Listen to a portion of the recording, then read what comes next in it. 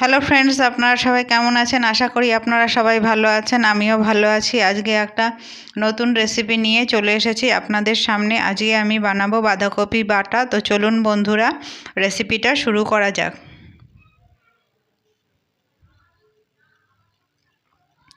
প্রথমে আমি এখানে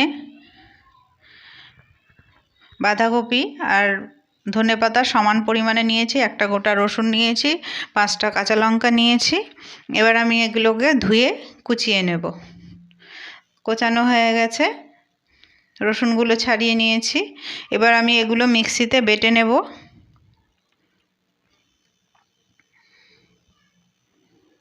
যেহেতু মিক্সিটা ছোট, তাই আমি দুবার করে বেটেছি। এবার আমি গ্যাসটা ধরিয়ে কড়াইটা বসিয়ে দেব।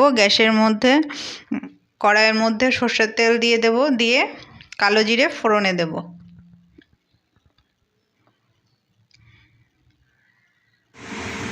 এই যে কালো জিরে ফোড়ন দিয়ে দিলাম। এবার আমি এর মধ্যে বাঁধাকপিটা যেটা বেটে রেখেছিলাম সেটা দিয়ে দেব, ধনেপাতাটাও দিয়ে দেব। বাঁধাকপির সাথে রসুন আর কাঁচা লঙ্কাটাও বেটে নিয়েছিলাম। এবার এটাকে খালি ভাজতে হবে ভালোভাবে।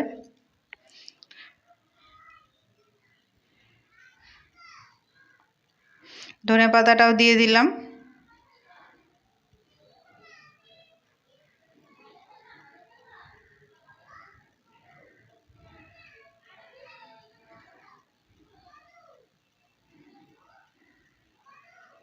এবার খুব ভালো করে নাড়াচাড়া করে নিতে হবে।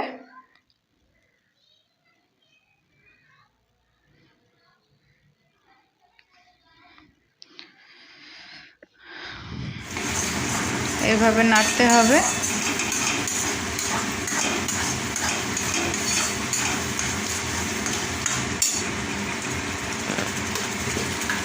এবার আমি এর মধ্যে সামান্য একটু লবণ আর হলুদ দিয়ে দেবো।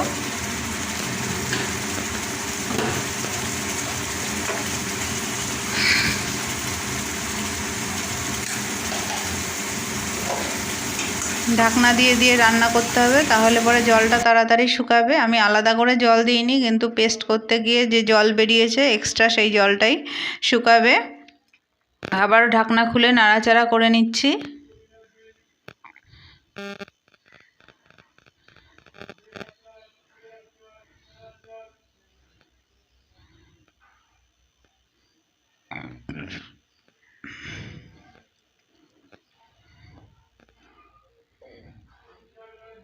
দশ মিনিট মতন এইভাবে নাড়াচাড়া করলেই এটা রেডি হয়ে যাবে।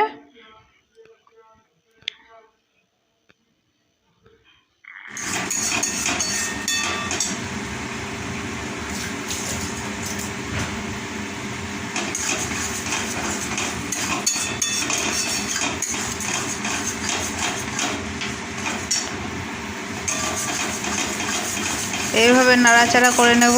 মোটামুটি হয়ে এসেছে, আর অল্প একটু ভাজলেই এটা হয়ে যাবে।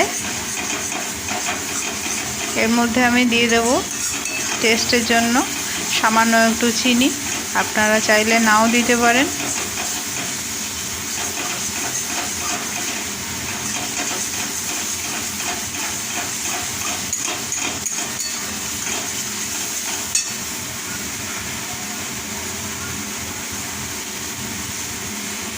একটুখানি চিনি দিয়ে দিলাম।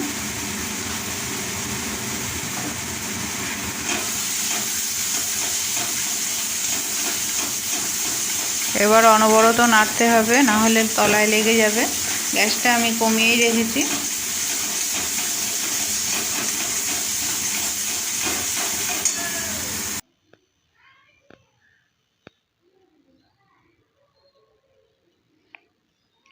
এবার আমি গ্যাসটা বন্ধ করে দেব, দিয়ে উপর থেকে লেবুর রস দিয়ে দেব।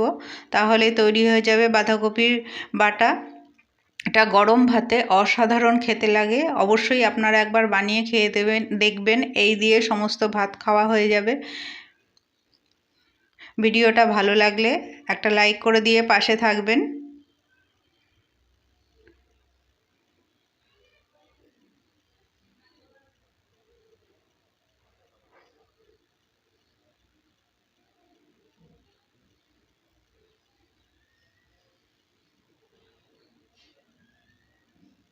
আজকের মতন এখানেই শেষ করলাম।